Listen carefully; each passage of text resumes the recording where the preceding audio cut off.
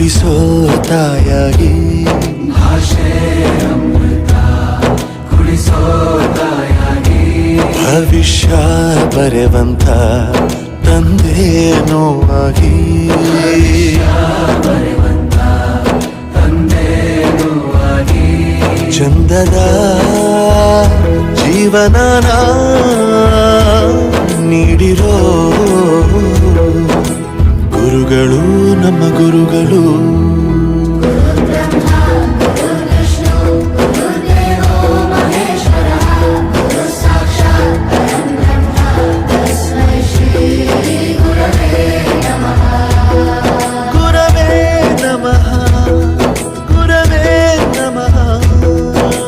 ಬಳಪ ಹಿಡಿದ ಭಗವಂತ